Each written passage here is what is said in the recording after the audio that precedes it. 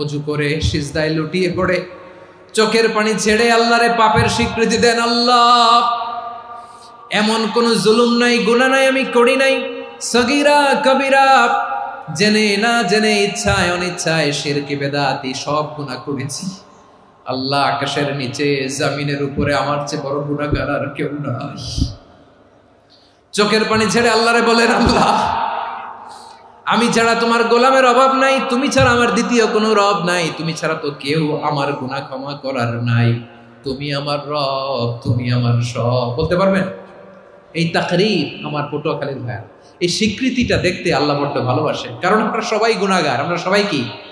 বিশ্বনবী বলেন, কুল্লুকুম খাত্তাউন, বানি আদম, তোমরা সবাই পাপী। সবাই কি? সবাই পাপী। আমরা সবাই পাপী। আপন পাপের বাটখারা দিয়ে অন্যের পাপ মাপি।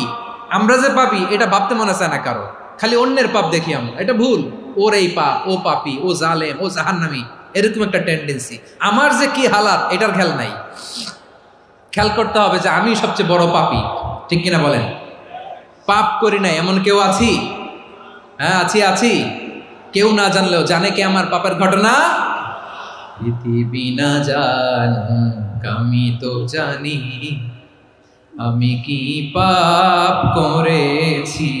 হায় ও আমার কলিজার টুকরা ভাইয়েরা, মাথাটাকে নিচু করে জীবনের সব গুনার ফিরিস্তিগুলো একটা একটা করে স্বীকার করে আল্লাহরে বলেন, আল্লাহ, আমি পাপী। আল্লাহ, আমার চেয়ে বড় পাপী এই দুনিয়াতে কেউ নাই। আকাশের নিচে জমিনের উপরে আমার চেয়ে বড় পাপী কেউ নাই। একটা একটা করে আল্লাহ স্বীকার করি আমি পাপী। সব পাপের স্বীকৃতি দিলাম। পৃথিবী না জানুক আমি তো জানি, আমি কি পাপ করেছি। হায় আমার পাপের করলে বিচার, বাঁচার আমার নাই উপায়। দয়াময় তুমি মাফ করো আমায়, মাফ করো আমায়। আল্লাহ তাআলা যদি দয়া করে আমাদেরকে মাফ না করে, আমাদের বাঁচার কোনো উপায় নাই। আপনি কি ভেবেছেন আপনার নামাজ দিয়ে আপনি জান্নাতে যাবেন?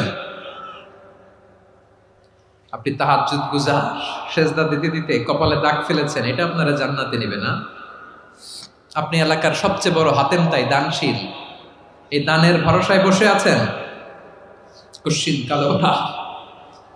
আমাদের নামাজ, আমাদের রোজা, আমাদের ইবাদত, এগুলোকে মিজানের পাল্লায় উঠালে কোনো ওজনই হবে না। তবে আমাদের একটা কৌশল জানা আছে, আমরা আল্লাহর রহমতের ভিখারি। আমরা সেদিন আগেই গুনার স্বীকৃতি দিয়ে দেব। আমরা বলবো, আল্লাহ, তুমি প্রশ্ন করার আগে তোমার একটা কথা বলি, আমারে কিছু জিজ্ঞেস করো না, আমি সব করেছি। এমন কোনো পাপ নাই যে পাপ আমারে দিয়ে হয় নাই। তোমার রহমত দিয়ে তুমি জান্নাতে পাঠাবা, তোমার দয়ায় জান্নাতে যেতে চাই, আমল দিয়ে না। পারবেন বলতে? কিয়ামতের দিন আমরা বলবো, আল্লাহ, আমার আমল দিয়ে জান্নাত চাই না, আমি তোমার দয়া দিয়ে জান্নাত চাই। তোমার দয়া ছাড়া আমার কোনো উপায় নাই। কারণ আল্লাহ যদি বিচার করে, বাঁচার কারো উপায় নাই। আল্লাহ যদি বলে ফেলেন, তুই এটা করলি কেন, ওখানে গেলি কেন, কোরআনে 1000 বার নিষেধ করলাম তারপরেও এই পাপে জড়ালি কেন, এরকম প্রশ্ন ছুড়ে দিলে আমার উত্তর আছে? বাঁচার কোনো উপায় আছে? রোজ হাসরে হে আল্লাহ আমার করুণা বিচার, আল্লাহ করুণা বিচার। বিচার চাহি না তব দয়া চাই, এ গুনাহগার, আল্লাহ করুণা বিচার। আপনার আমল দিয়ে জান্নাতে যাবেন? কি দিয়ে যাবেন? আল্লাহর দয়া দিয়ে। আল্লাহর রহম আর দয়া ছাড়া কেউ জান্নাতের চেহারাও দেখতে পাবে না। চাইবো একজন সত্তার কাছে, আওয়াজ করে বলুন, তিনি কে? একজন সত্তার কাছে চাইবে। বিশ্বনবী ওনার চাচাতো ভাই আব্দুল্লাহ ইবনে আব্বাস রাদিয়াল্লাহু তাআলা আনহুকে বললেন, ইয়া আব্দুল্লাহ ইবনে আব্বাস, হে আব্দুল্লাহ ইবনে আব্বাস, ইযা সাআলতা ফাসআলিল্লাহ, যখন চাইবে আল্লাহর কাছে যাও। ও আব্দুল্লাহ, যখন চাইবা আল্লাহর কাছে চাও। ওয়া ইযা ইসতাআনতা ফাসতাইন বিল্লাহ, যখন সাহায্য চাইবা আল্লাহর কাছে ফরিয়াদ করো। জেনে রেখো ও আব্দুল্লাহ, ওয়া'লাম আন্নাল উম্মাতা লাউ ইজতামাআত আলা আন ইয়ানফাউকা বিশাইইন লাম ইয়ানফাউকা ইল্লা বিশাইইন ক্বাদ কাতাবাহু আল্লাহু লাক। ও আব্দুল্লাহ, জেনে রেখো, মনে রেখো, গোটা বিশ্বের সবাই মিলে যদি তোমার উপকার করতে চায় ততটুকুই তারা করতে পারবে যতটুকু আল্লাহ তোমার নসিবে সেটা লিখে রেখেছে।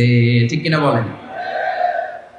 আর যদি গোটা বিশ্বের সবাই মিলে তোমার বিরুদ্ধে কনস্পাইরেসি করে, ষড়যন্ত্র করে, গোটা বিশ্বের সবাই মিলেও যদি তোমার ক্ষতি করতে চায় ততটুকুই শুধু পারবে যেটা আল্লাহ তোমার জন্য বরাদ্দ রেখেছে। যতটুকু আল্লাহ তাআলা তোমার জন্য বরাদ্দ রেখেছে অতটুকুই ক্ষতি করতে পারবে, আর এক চুল বেশিও করতে পারবে না, কমও করতে পারবে না। চিল্লায় বলেন ঠিক কিনা? এজন্য আমরা চাইবো কার কাছে? সবাই বলেন নাই, আওয়াজ করে বলেন কার কাছে? সব সময় আমরা আল্লাহর কাছে চাইবো, বিপদে আপদে, সুখে দুঃখে, সচ্ছল অবস্থায় অসচ্ছল অবস্থায়, পরাজয়ের সময় বিজয়ের সময়, সব সময় আমরা ভরসা রাখবো কার উপর? সবাই বলুন। একদল লোক আছে যারা বিপদে পড়লে আল্লাহরে ডাকে, আছে না নাই? পটুয়াখালীতে মাশাআল্লাহ নাই। বিপদ আসলে আল্লাহরে ডাকে, বিপদ নাই আল্লাহও নাই।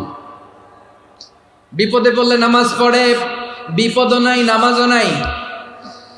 বিপদে পড়লে জিকির করে, বিপদ যখন চলে যায় ওদের জিকিরও বন্ধ হয়ে যায়। এরকম আছে না নাই? কিছু লোক দেখবেন পরীক্ষা আসলে নামাজ পড়ে, আছে আছে। জেনজি আওয়াজ করো, এরকম আছে? এই কমন পড়ে গেছে, কমন পড়ছে। দেখবেন পরীক্ষার সময় নামাজ পড়ে, পরীক্ষাও নাই নামাজও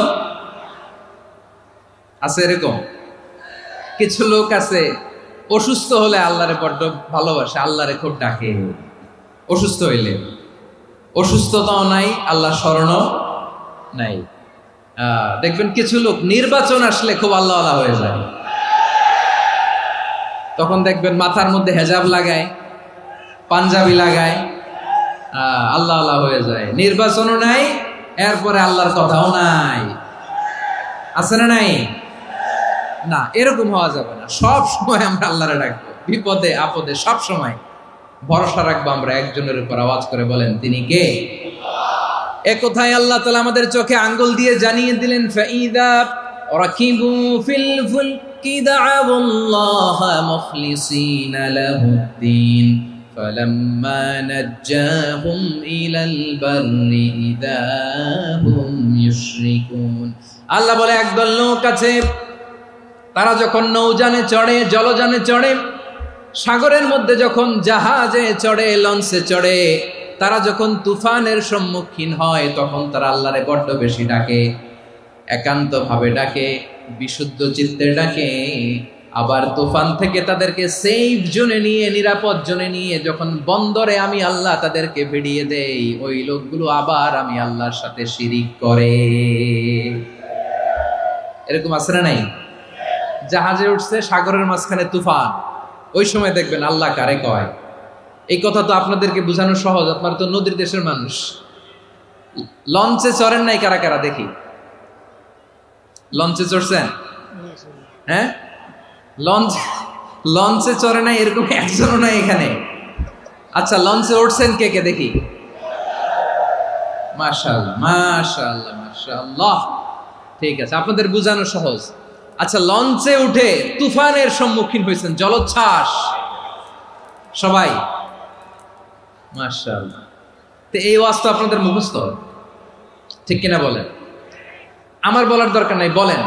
মাঝ নদী, তুফান, জলোচ্ছ্বাস, জলের মধ্যে উচ্ছ্বাস, ঢেউ, টর্নেডো, সাইক্লোন, মেঘের ঘনঘটা, পরিবেশ ঘুটঘুটে অন্ধকার, লঞ্চ একবার এদিকে আরেকবার ওইদিকে, ভিতরে কি অবস্থা হয় বলেন তো? হ্যাঁ, তখন মুসলিমও আল্লাহরে ডাকে, হিন্দু আল্লাহরে ডাকে, ঠিক কিনা বলেন? আস্তিক আল্লাহরে ডাকে, নাস্তিক আল্লাহরে ডাকে, ঠিক কিনা? লঞ্চের ভেতর, স্টিমারের ভেতর কান্নারে রোল পড়ে যায়, চিৎকারের রোল পড়ে যায়, সবার মুখ দিয়ে শুধু একটা আওয়াজ, লা ইলাহা লা ইলাহা লা ইলাহা সুবহানাল্লাহ আলহামদুলিল্লাহ লা ইলাহা। আল্লাহ নামের জিকির করবে যারা, আল্লাহর কাছে প্রিয় তারা, আল্লাহর কাছে প্রিয় যারা, জান্নাতে প্রবেশ করবে তারা, জোরে লা ইলাহা লা ইলাহা ইল্লাল্লাহ লা ইলাহা ইল্লাল্লাহ মুহাম্মাদুর রাসূলুল্লাহ সাল্লাল্লাহু আলাইহি ওয়াসাল্লাম। আমার প্রিয় পটুয়াখালীবাসী, তাহলে লঞ্চের ভেতরে যখন আমরা তুফানের মধ্যে পড়ি, তখন সবাই মিলে আমরা একটা নামের জিকির করি। নামটা কার? মুসলমানেরাও ডাকে, হিন্দুরাও ডাকে, আস্তিকও ডাকে, নাস্তিকও ডাকে, সবাই ডাকে একজনকে। তিনি কে? আবার দেখবেন ওই আল্লাহ তুফানের পরে, ঝড়ের পরে ওই লঞ্চটাকে যখন সদর ঘাটে ফিরিয়ে দেয়, আবার আমরা নাফরমানি শুরু করে দেই। সে কোথায়? আল্লাহ বললেন, ফাইদা রাকিবু ফিল ফুলকি দা'আউল্লাহ মুখলিসিনা লাহুদ্দিন ফালাম্মা নাজ্জাহুম ইলাল বাররি ইযা হুম ইউশরিকুন। সাগরে যখন তুফানে পড়ে আমি আল্লাহর ডাকে, আবার আমি আল্লাহ যখন বাঁচিয়ে দেই, আবার আমি আল্লাহর সাথে শিরিক শুরু করে। আমরা কি এরকম হতে চাই নাকি? এরকম করবেন? হ্যাঁ না, আমরা তুফানে পড়লেও আল্লাহরে ডাকি, আবার বাঁচায় দেওয়ার পরেও ডাকি কারে? আল্লাহকেই ডাকি। বিমানের মধ্যে মাঝে মাঝে দেখবেন যে এয়ার টার্বুলেন্স হয়, জানেন? এয়ার টার্বুলেন্স জানেন তো? মাঝে মাঝে বিমানটা বাউন্সিং করে, বাম্পি, ভেরি বাম্পি ওয়েদার। শুনেন নাই? 40,000 ফিট উপরে যখন থাকে, তখন পাইলট মাঝে মাঝে বলে, dear passengers, ladies and gentleman, right now we are flying 40,000 feet above the ground and we are passing very air turbulence, very heavy air turbulence right now. Please fasten your seat belt. দেখবেন মাঝে মাঝে বলে যে, ভদ্র মহিলা, ভদ্র মহোদয়গণ, আমরা 40,000 ফিট উপর দিয়ে যাচ্ছি আর এয়ার টার্বুলেন্স ফেস করছি, মেহেরবানি করে আল্লাহর হস্তে সিট বেল্ট বাঁধুন। তখন বিমানটা এরকম বাউন্সিং করে, শেকিং করে। আপনারা মুখোমুখি হয়েছেন? ইদানিং এই এয়ার টার্বুলেন্স বেড়ে গিয়েছে। গত বছর আমার ইন্টারন্যাশনাল অনেকগুলো ফ্লাইট ছিল, তো আমি দেখলাম যে আগের ফ্লাইটগুলোর তুলনায় এখন এয়ার টার্বুলেন্স খুব বেশি। আমি একটু রিসার্চ করে দেখলাম, ক্লাইমেট চেঞ্জের কারণে, জলবায়ু পরিবর্তনের কারণে আকাশের বাতাসের মুভমেন্টে পরিবর্তন হয়েছে, ফলে এখন বিমান শেকিং করে বেশি, বাউন্সিং, বাম্পি ওয়েদার। তো বলেন তো, 40,000 ফিট উপরে যখন আপনি, কয় হাজার ফিট? সবাই বলুন, কয় হাজার ফিট? 40,000 ফিট উপরে যখন আপনি, তখন যখন বিমানটা এরকম বাউন্সিং করে, সবাই যখন ভমিটিং করে বিমান নষ্ট করে দেয়, বমি করে, তখন বাঁচানোর কে আছে আল্লাহ ছাড়া? কেউ আছে? ওই মুহূর্তেও সবাই মিলে একজনের ডাকে আওয়াজ করে বলেন, তিনি কে? মাঝে মাঝে কিছু সোশ্যাল মিডিয়ায় কিছু ভিডিও পাওয়া যায় যে হেভি যখন এয়ার টার্বুলেন্স হয়, 10 সেকেন্ড 15 সেকেন্ডের কিছু ভিডিও পাওয়া যায়, বিমানটা এরকম বাউন্সিং করছে, বাম্পি ওয়েদার, কাঁপছে, মানুষগুলো বমি করছে, অক্সিজেন মাস্কগুলো সব ঝুলে পড়েছে, বিমানটা শুধু কাঁপছে। তখন দেখবেন বিমানের ভেতরেও এরকম লঞ্চের মতো চিৎকার আছে না নাই? বিমানের ভেতরেও তখন চিৎকার। গত বছর হিথ্রো এয়ারপোর্ট থেকে সিঙ্গাপুর এয়ারলাইন্সের একটা ফ্লাইট, হিথ্রো টু চাঙ্গি, একটা ফ্লাইটে এমন বেশি এয়ার টার্বুলেন্সের শিকার হয়েছিল ওই এয়ারক্রাফটটা, 33 জন যাত্রী সেখানে আহত হয়েছে, একজন যাত্রী নিহত হয়েছে। কেবিন ক্রুজ, এয়ার হোস্টেস যারা আছে, একজনের নাক ফেটে, চোখ ফেটে, কপাল ফেটে, ব্লিডিং হয়ে শয়লা। প্রিয় ভাইয়েরা, ওই 40,000 ফিট উপরে বিমানটা যখন কাঁপবে, তখন আমাদেরকে আল্লাহ ছাড়া আর কেউ বাঁচানোর আছে? এত আস্তে বললে হবে? ওই কঠিন মুহূর্তে আমার বাবা আমারে বাঁচাতে পারে, আমার বন্ধু আমারে বাঁচাতে পারে। এই গ্রাউন্ডে, জমিনের বুকে আমার প্রোটোকল, আমার ক্ষমতা, আমার দাম্ভিকতা, কোনো কিছু আমারে বাঁচাতে পারে? একজন ছাড়া, চিল্লায় বলতে হবে, তিনি কে?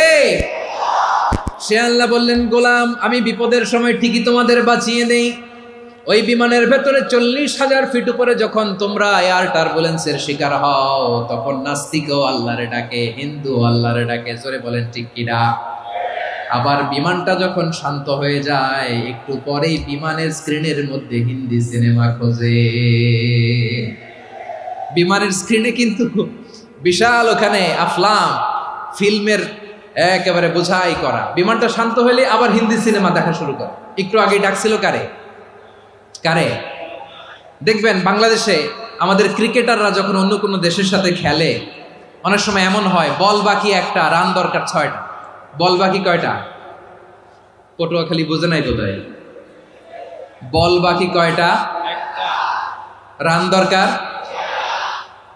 আপনি দেখবেন ক্যামেরাম্যান তখন গ্যালারিতে খালি দেখায় দর্শকদের যে কি অস্থিরতা। হিপ হপ স্টাইলের মেয়েটা, যে মেয়েটার ওড়না এতক্ষণ ছিল গলায়, এতক্ষণ কইছিল, ওই মেয়েটা দেখবেন ওড়নাটা টেনে মাথায় দিয়ে এরকম মুনাজাত ধরতেছে, আল্লাহ আল্লাহ, একটা ছক্কা, আল্লাহ আল্লাহ, আমার লাল সবুজের পতাকারে তুমি অপমানিত কইরো না আল্লাহ, ইন্ডিয়ার সাথে আমাদের খেলা আল্লাহ আল্লাহ, একটা ছক্কা, একটা। পুরো পুরো খেলা জুড়ে এই মেয়ের ওড়না ছিল গলায়, কিন্তু যখন 1 বলে 6 রান দরকার, ওড়না চলে আসছে কোথায়? মাথায়। আবার মুনাজাত আছে না নাই? ঠিকই বাংলাদেশের দামাল ছেলে এমন এক শট মারলো, বল চলে গেল স্টেডিয়ামের বাইরে, ছক্কা, জিতে গেলাম আমরা। পুরো স্টেডিয়াম জুড়ে চিৎকার, হই হুল্লোড়, মৌজ মাস্তি। যেই মেয়েটা মাথার মধ্যে ওড়না দিয়ে এতক্ষণ সুবহানাল্লাহ সুবহানাল্লাহ বলে আল্লাহর কাছে দোয়া করেছে, ওই মেয়ে এখন আবার ওড়না ফেলে দিয়ে নাচা শুরু করে দিয়েছে। তাহলে আল্লাহর ভয়, আল্লাহর প্রতি আস্থা, বিশ্বাস, ভালোবাসা, এটা কি ক্ষণিকের জন্য? মানে আমার যখন লাগবে তখন আল্লাহর ইউজ করবো নাকি? হ্যাঁ, বিপদে আপদে, সুখের সময় দুঃখের সময়, সচ্ছল অসচ্ছল অবস্থায় বিশ্বাসীরা ভরসা রাখে একজনের উপর। চিৎকার করে বলো, পটুয়াখালী তিনি কে? সে আল্লাহ বললেন, গোলাম মনে করো না জাহাজ থেকে সদরঘাটে ভিড়িয়ে দিলাম, তুমি নিরাপদ হয়ে গেছো। মনে করো না 40,000 ফিট থেকে সেফ ল্যান্ডিং এর পরে এয়ারপোর্টে নেমে গেলেই তুমি নিরাপদ হয়ে গেছো। ও মিয়া, বিপদ কি শুধু সাগরে আর আকাশে? ঘরের বিপদও, ঘরের ভেতরও বিপদ আসতে পারে কি পারে না? এজন্য সূরা মুলক আল্লাহ বললেন, আমিনতুম মান ফিস সামাই আন ইয়াখসিফা বিকুমুল আরদা ফাইদা হিয়া তামুর। তোমরা কি ভাবছো তোমরা নিরাপদ? সাগরের মধ্যে তুফান, আল্লাহ আল্লাহ ডাকলাম, সদরঘাটে যেয়ে পড়ছে, বেঁচে গেছেন তো আপনি। আর পাবে আপনারে আল্লাহ? আল্লাহরা তো সাগরের মাঝখানে তো আল্লাহ আপনারা পাইছিল, আর তো পাবে না। আর পাবে আপনারে? আর আল্লাহ ধরতে পারবে আপনারে? ঘরের ভেতরও বিপদ দিয়ে আটকাতে পারে কে? 5 স্টার 7 স্টার হোটেলের ভেতরও আমাকে বিপদের মধ্যে ফেলে দিতে পারেন কে? আল্লাহ বললেন, তোমরা কি ভেবেছো তোমরা নিরাপদ? আমি চাইলে ল্যান্ডস্লাইডস, ভূমি ধস দিয়ে 1 লক্ষ 1 মুহূর্তে নিয়ে যেতে পারি। 1 সুনামি দিয়ে থাপ্পড় মেরে 3 লক্ষ সাগরের ভেতরে ঢুকায় দিতে পারি। 1 সেকেন্ডও লাগে না আমার। আমিনতুম মান ফিস সামাই আন ইউরসিলা আলাইকুম হাসিবা ফাসাতা'লামুনা কাইফা নাযীর। আল্লাহ চাইলে আকাশ থেকে পাথর বৃষ্টি নাজিল করতে পারেন কি পারেন না? এই মুহূর্তে এখানে ভূমিকম্প দিতে পারেন কি পারেন না? আচ্ছা, ভূমিকম্প যখন হয় আমাদের কারো হুঁশ থাকে? আপনি মনে করছেন আমরা সাধারণ মানুষ, আমরা দৌড় দেই, আর প্রেসিডেন্ট প্রধানমন্ত্রী ওনারা বুঝি খাটে শুয়ে থাকে? কথা বুঝে নাই বোধহয়। ভূমিকম্প, আর্থকোয়েক যদি হয়, বাঁচার জন্য আমরা কি করি? হয় খাটের তলায়, ডাইনিং টেবিলের নিচে, উপরে শক্ত কিছু আছে এটার নিচে, অথবা ঘর থুইয়া দেও দৌড়। তো প্রধানমন্ত্রী উনি কি করে, প্রেসিডেন্ট উনি কি করে? হ্যাঁ, উনি খাটের মধ্যে যে শুয়ে থাকে নাকি? উনিও দৌড়, সাধারণ মানুষও দৌড়, প্রধানমন্ত্রীও দৌড়, বাড়িওয়ালাও দৌড়, ভাড়াটিয়াও দৌড়, সবাই দৌড়। নাকি ভাড়াটিয়ারা বাড়ি থুইয়া দৌড়, বাড়িওয়ালারা আর বেরোয় না, এরকম না? তাহলে যে কোনো মুহূর্তে ভূমিকম্প দিয়ে নাস্তানাবুদ করতে পারে কে? আমার প্রিয় ভাইয়েরা, আমরা নিরাপদ নই, আমরা তার দয়ায় বেঁচে আছি। কার দয়ায়? এজন্য আল্লাহ বললেন, গোলাম যে কোনো মুহূর্তে বিপদ দিয়ে তোমাদেরকে নাস্তানাবুদ করতে পারি। বিশ্বাসী বলে যদি নিজেকে দাবি করো, সব সময় ডাকতে হবে একজন সত্তাকে। বলেন তিনি কে? এই কথা ক্লিয়ার? এই সবগুলো উদাহরণ শেষে সবার কাছে ক্লিয়ার হয়েছে না যে বিপদ থেকে, আপদ থেকে, পরীক্ষা থেকে, ক্যালামিটি থেকে আমাদেরকে কেউ বাঁচাতে পারে না একজন সত্তা ছাড়া। আবারও বলেন তো তিনি কে? ক্লিয়ার? হ্যাঁ, সবাই বুঝতে পারছেন? আচ্ছা, এবার আমরা দেখি বিষ্ণু ইসা ইসলামের জীবনে বিপদ আপদ ছিল কিনা। উনি বিপদ আসলে কিভাবে ডিল করতেন, বিপদ আসলে কোন দোয়া পড়তে হয়, কিভাবে ফরিয়াদের হাত উত্তোলন করতে হয়, কিভাবে রবের দরবারে নতজানু হয়ে ফরিয়াদ করতে হয়, এটা জানার দরকার আছে না নাই? আসুন আমরা বিষ্ণুনবীর জীবনী থেকে দেখি বিপদ আসলে উনি কি করতেন। বিপদ আসলেই প্রথমে বিষ্ণুনবী সাল্লাল্লাহু আলাইহি ওয়াসাল্লাম একটা দোয়া পড়তেন। কি পড়তেন? তিনি পড়তেন, ইন্না লিল্লাহি ওয়া ইন্না ইলাইহি রাজিউন। নিশ্চয় আমরা আল্লাহর জন্য, নিশ্চয় আমরা কার দিকে ফিরবো ভাই? আবার কার দিকে ফিরবো? আওয়াজ করে বলুন তো, আমরা এসেছি কার কাছ থেকে, আবারও ফিরে যাব কার কাছে? এজন্য বিষ্ণুই পড়ছেন, ইন্না লিল্লাহি ওয়া ইন্না ইলাইহি রাজিউন। নিশ্চয় আল্লাহর জন্য, ওই আল্লাহর দিকেই আমরা ফিরে যাব। তারপরে বিষ্ণুই পড়তেন, আল্লাহুম্মা আজুরনি ফি মুসিবাতি ওয়াখলুফ লি খায়রাম মিনহা। একসাথে প্রথমে পড়তেন ইন্না লিল্লাহি ওয়া ইন্না ইলাইহি রাজিউন, তারপর পরে পড়তেন আল্লাহুম্মা আজুরনি ফি মুসিবাতি ওয়াখলুফ লি খায়রাম মিনহা। মানে আল্লাহ, এই যে আমি বিপদে ধৈর্য ধারণ করলাম, এটার সব তুমি আমার দাও, আর যেটা হারালাম এর চেয়ে ভালো কিছু দিয়ে মেকআপ করে দিও, ভালো কিছু দিয়ে বদল করে দিও। সুবহানাল্লাহ পড়েন। তাহলে বিপদ আসলে আমরা কি পড়ব? কথা বলেন। এই যে আমি শুয়েছিলাম, নাশিদ গাচ্ছিল ওরা, এদেশে পরস্পরে দেখা হলে দেয় সালাম, এদেশে আমজনতার হৃদয় জুড়ে পাকালাম, এদেশে বিপদ এলে সর্বজনে সর্বক্ষণে দোয়া পড়ে ইন্না লিল্লাহ। কি পড়ে? সুবহানাল্লাহ সুবহানাল্লাহ সুবহানাল্লাহ সুবহানাল্লাহ। এদেশে আজান শুনে সূর্য ওঠে শহর গ্রামে, এদেশে আজান শুনে সূর্য ডুবে সন্ধ্যা নামে, এদেশে সকল কাজে সবাই বলে বিসমিল্লাহ, এদেশে ভালো কিছু দেখে শুনে হাসি মুখে সবাই বলে মাশাআল্লাহ। সুবহানাল্লাহ পড়েন। তাহলে বিপদ এলে আমরা কি পড়ি? কথা বুঝলে সবাই উত্তর দিতে হবে, বিপদ এলে কি পড়ি? তাহলে বিপদ এলেই আমরা এখন থেকে ইন্না লিল্লাহ পড়বো, নাকি হাই হুতাশ করবেন?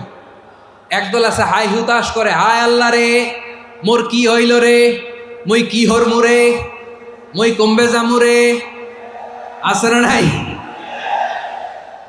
এরকম বিলাপ করতে নিষেধ করেছেন বিশ্বনবী। কি করব, কই যাব, কি হবে, হায় হায়, এরকম হাহুতাশ আছে না নাই? বিশ্বাসীরা হাহুতাশ করে না, তারা ইন্না লিল্লাহ পড়ে। কি পড়ে? মনে থাকবে? আমরা পড়বো ইন্না লিল্লাহি ওয়া ইন্না ইলাইহি রাজিউন। নিশ্চয়ই আমরা আল্লাহর জন্য, আমরা আল্লাহর দিকেই ফিরে যাব। এরপর পড়বো আল্লাহুম্মা আজুরনি ফি মুসিবাতি ওয়াখলুফ লি খায়রাম মিনহা। আল্লাহ, আমি যে বিপদে ধৈর্য ধারণ করলাম এটার সওয়াব দিও, আর যা হারালাম তার চেয়ে ভালো কিছু দিয়ে বদল করে দিও। সুবহানাল্লাহ পড়েন। বিশ্বনবীর হাদিস শুনলেন উম্মে সালামা রাদিয়াল্লাহু তাআলা আনহা। ওনার স্বামী হলো আবু সালামা। মজার ঘটনা খেয়াল করে শুনেন আমার প্রিয় কলিজার টুকরা ভাইয়েরা। কানগুলো খরগোশের কানের মতো খাড়া করে আমার দিকে তাকান।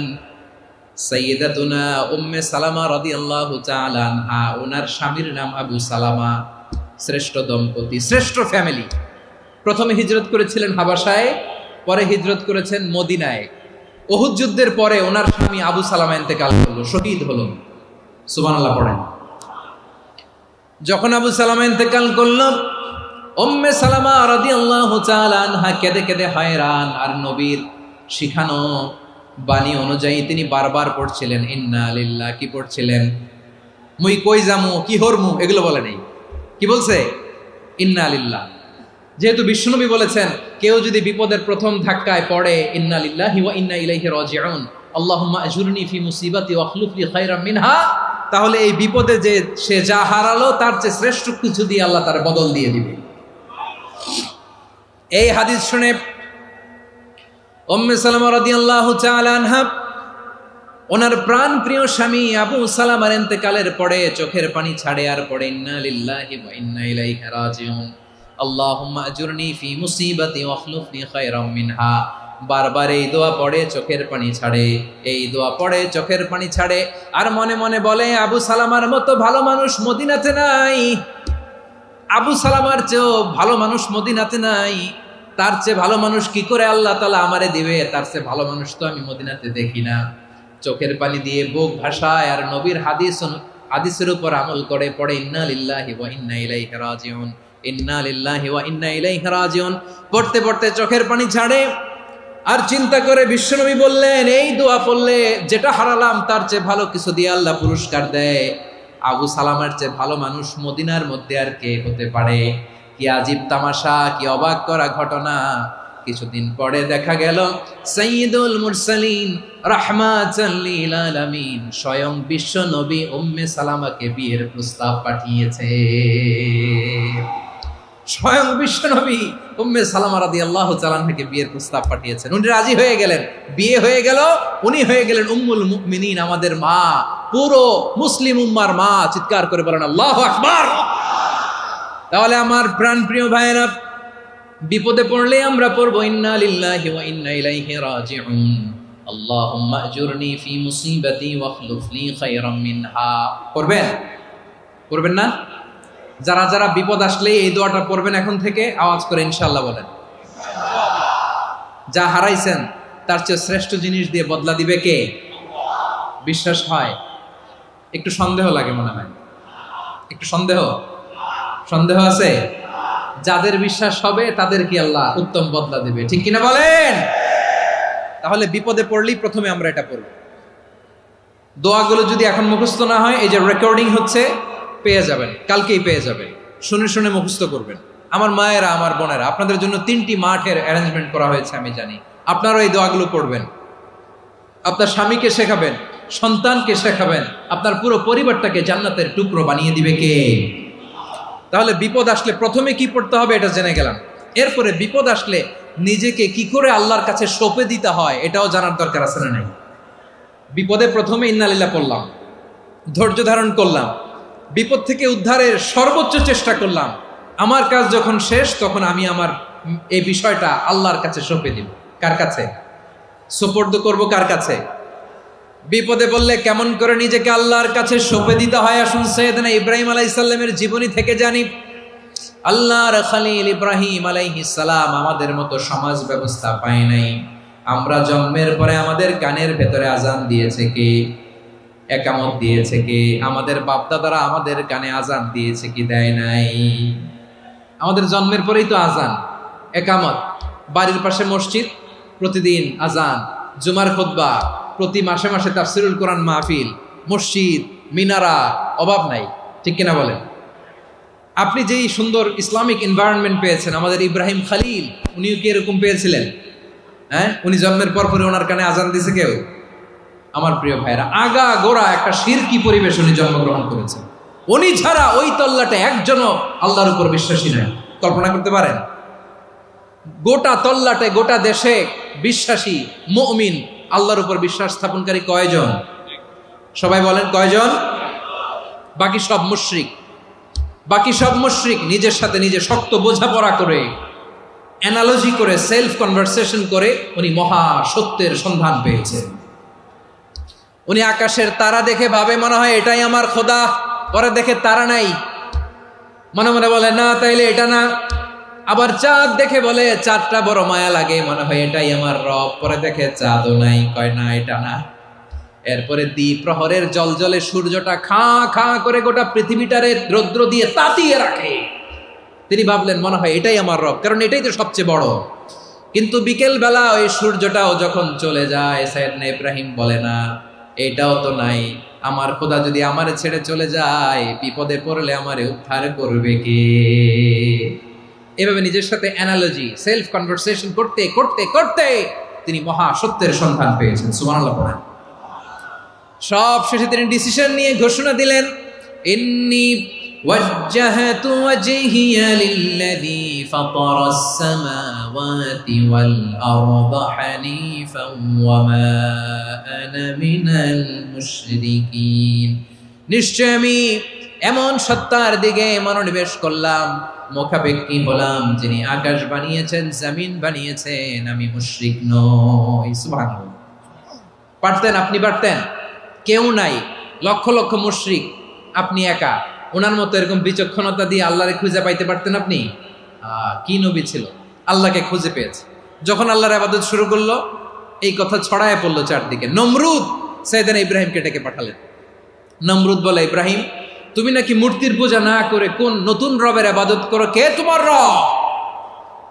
সাইয়েদনা ইব্রাহিম বললেন, রব্বি আল্লাযী ইউহয়ী ওয়া ইউমীত, আমি এমন রবের ইবাদত করি যিনি জীবন দেন, যিনি মৃত্যু দেন।